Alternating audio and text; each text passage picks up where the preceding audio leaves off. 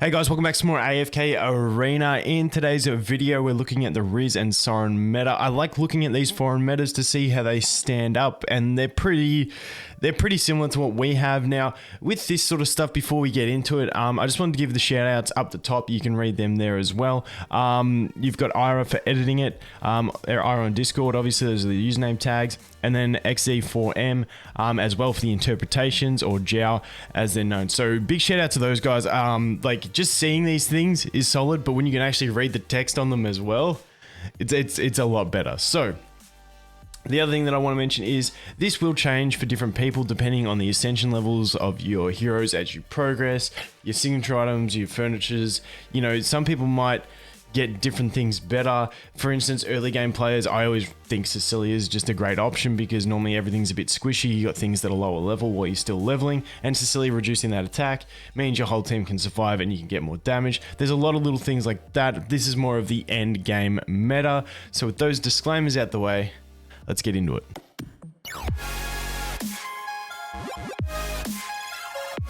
Okay, so first up we have Wrizz. Now, for this one, you'll see the first and second teams look very, very similar. The basic deal behind these, I believe, is that if you don't have a very, like an ascended, well-built Warwick, you want to chuck him in the background and put Rosalind in the front. Now, I was chatting to Kiasma about his testing, and he said that a level 5 Blade on Warwick when he's in the front row seemed to be better than a level 3 Chaos Bringer, but that's just, everyone's testing is going to be a little bit different. Obviously, Rain in there, and the notes down here to explain it. Rain's going to need that 3/3 furniture, really buffing the damage. You set Rosalind to follow Soros, and then full auto ultimates. This is like the best way to use it. And it does say here in the fine print, uses Warwick to link to Soros, full auto, and it probably needs 30 signature item Warwick as well. So yeah, you need the invested Warwick. There's no point in having something weak on the front row if it's not going to link them stats. And that is pretty much, basically, when I look at like guild records and stuff like that, everyone seems to be using this comp. It's pretty much the staple team that everyone is using.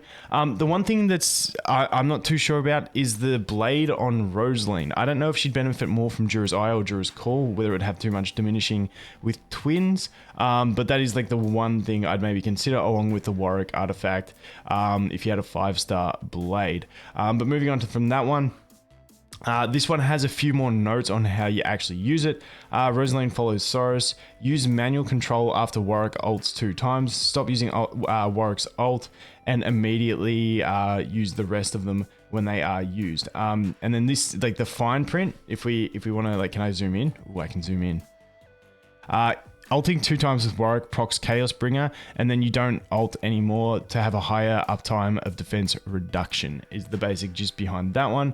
But over on this one, we're going to leave it on full auto. So someone's done some mad testing and figured all that stuff out, and that is the way that one operates. And then over on the right hand side here, we have more of a like free to play option where you're using your Belinda still.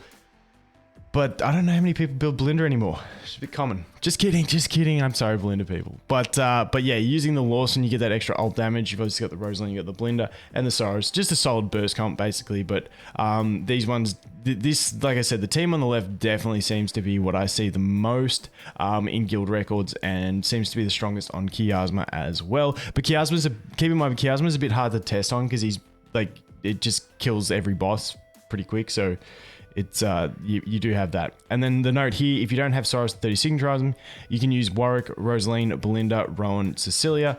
And I'd say like that Belinda, you can basically swap her for anything in your team that's like your best damage dealer. If you only have like an elite plus Belinda, but you have like a mythic Soros or an ascended Soros with, you know, 10 signature item, you can probably use that. So that's like the sub option for people, and that one's just basically making use of the Rowan and Cecilia, that core, to basically reduce the damage that Wrizz is dealing to you, but also give you some healing.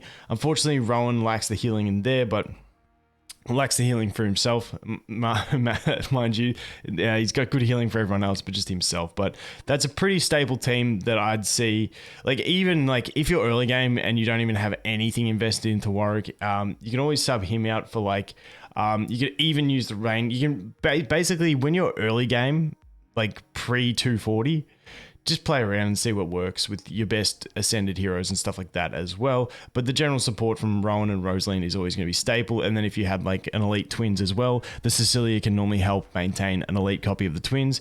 So that is that one. Moving on from that, we have the Soren. Now this one's a bit different. So I still see a lot of in like guild records at least, and stuff like that. I still see a lot of this comp being used over here in Soren, but this is the meta in China, and that's probably due to not everyone having a properly invested Mortis. But yeah, Mortis here, obviously, I think with this one, as well, you'd probably want to make sure that your Cyrus has the highest attack, so he gets buffed first, just a little min-max thing. Obviously, you still have Rosaline following the Cyrus as well, and then you've just got the other two staples there. But like, I mean, even if he doesn't buff Cyrus first, it's not the end of the world. But even a low ascended Mortis, I think would be okay in this, because I feel like he'd survive to the point where he buffs everyone, and then die off, which isn't ideal, but maybe. I don't know. But yeah, definitely 30 signature item Cyrus is going to be required for that one as well. Then team number 2, once again, making use of the Lawson to get that buff on the extra damage, which ain't too bad. Then we got the Rain, Rosaline, and twins. It's really nice to see Rain really dominating this meta, by the way. Like, Rain was so trash for so long, and now she's really found her spot, which I'm really happy about, because she's one of the best designed light bearers in my opinion. She's actually got a pretty cool design, not like a Belinda type design, so I'm pretty happy about that. And then we have this one over here, which is the Cyrus Warwick, Rosaline.